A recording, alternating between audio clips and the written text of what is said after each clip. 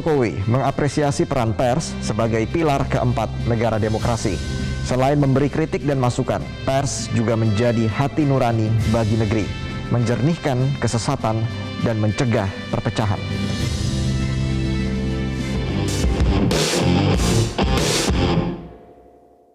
Sejak tampil di kancah politik Indonesia, sosok Joko Widodo selalu memiliki relasi yang dekat dengan kalangan media. Media darling, begitu istilah populernya.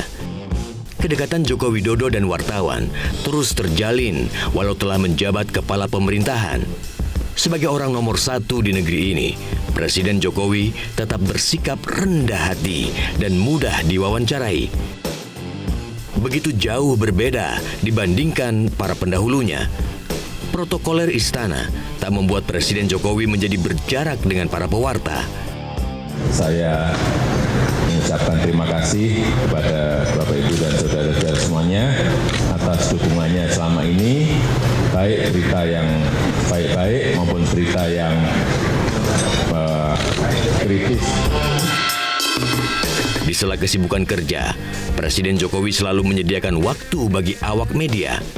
Saat bertatap muka, Jokowi tak pernah membatasi wartawan mengkritik atau sekedar bertanya.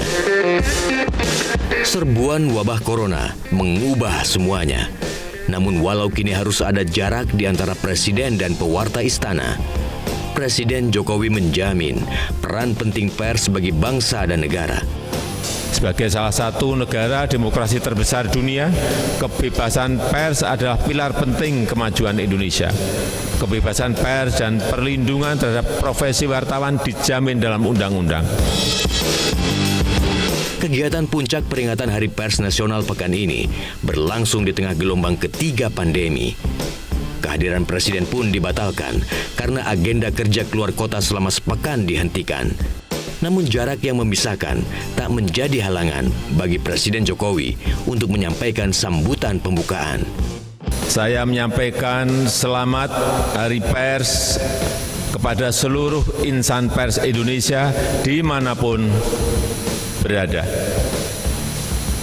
Sekaligus ucapan terima kasih meskipun berada dalam situasi pandemi, insan pers tetap bekerja, terus menyampaikan informasi, meningkatkan literasi, membangun optimisme, dan membangun harapan. Tak salah bila Presiden Jokowi mengapresiasi pers sebagai mitra strategis. Salah satu fungsi penting pers nasional adalah diseminasi informasi dan ikut membantu pemerintah menggelar sosialisasi. Pers menjadi saksi mata tatkala program pemerintah mendapat dukungan ataupun penolakan warga, menyuarakan aspirasi masyarakat agar suara mereka sampai ke telinga para pejabat. Dalam pembangunan fisik, ya, masyarakat adat sebagai mitra kerja. Yang ketiga, kearifan lokal tadi. Tolong perhatikan kearifan lokal, adat istiadat budaya.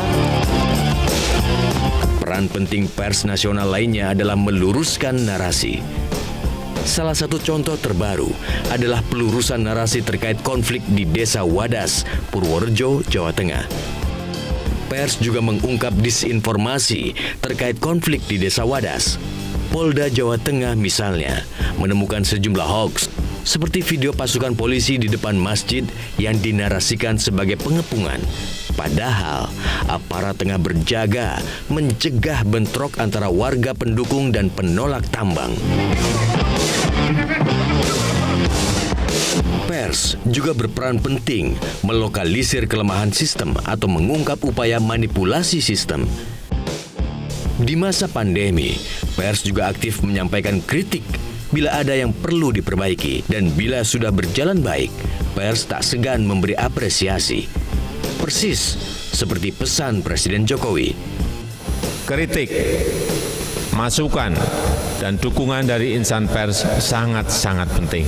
Mengingatkan jika ada yang kurang, yang perlu diperbaiki, mendorong yang masih lamban, dan juga mengapresiasi yang sudah berjalan baik.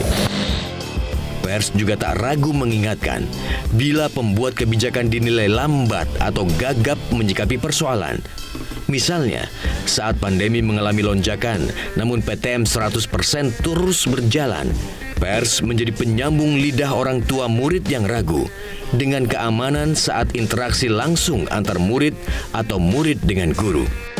Gayung bersambut, Presiden Jokowi menyerap aspirasi rakyat dan memerintahkan aturan PTM dievaluasi. Pers juga menyoroti saat terjadi ketimpangan kebijakan, seperti ketimpangan dalam penetapan status PPKM di Depok, Jawa Barat.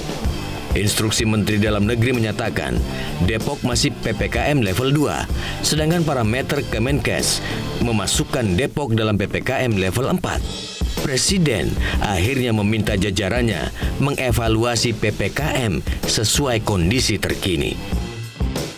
Saya juga telah memerintahkan Menko Marinvest selaku koordinator PPKM Jawa dan Bali, serta Menko Perekonomian selaku koordinator PPKM luar Jawa Bali untuk segera mengevaluasi level PPKM. Dalam peringatan Hari Pers Nasional pekan ini, Presiden Jokowi juga mengingatkan bahwa pers mengemban tanggung jawab sebagai hati nurani bagi negeri, menjernihkan kesesatan dan mencegah perpecahan. Perubahan drastis lanskap persaingan media melahirkan berbagai persoalan yang pelik, yang tadi juga sudah disampaikan oleh Bapak Ketua PWI. Munculnya sumber-sumber informasi alternatif, tumbuh suburnya tren informasi yang semata mengejar jumlah klik atau views, membanjirinya konten-konten yang hanya mengejar viral, masifnya informasi yang menyesatkan bahkan adu domba, sehingga menimbulkan kebingungan dan bahkan perpecahan.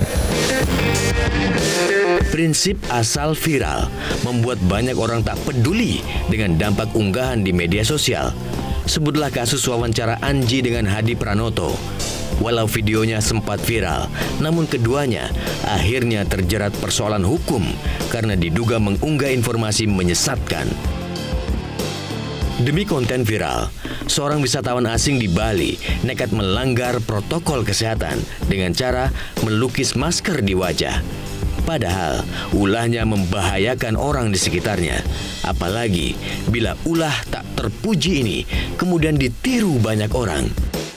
Perilaku membahayakan umum juga dilakukan Dr. Louis Owen.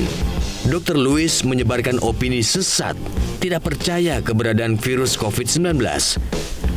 Dr. Louis juga menyebut penyebab kematian COVID-19 bukan akibat penyakit, namun akibat interaksi obat-obatan. Tak heran bila Koalisi Global Organisasi Pemeriksa Fakta pada awal tahun ini sepakat menyatakan YouTube sebagai sumber disinformasi dan misinformasi daring.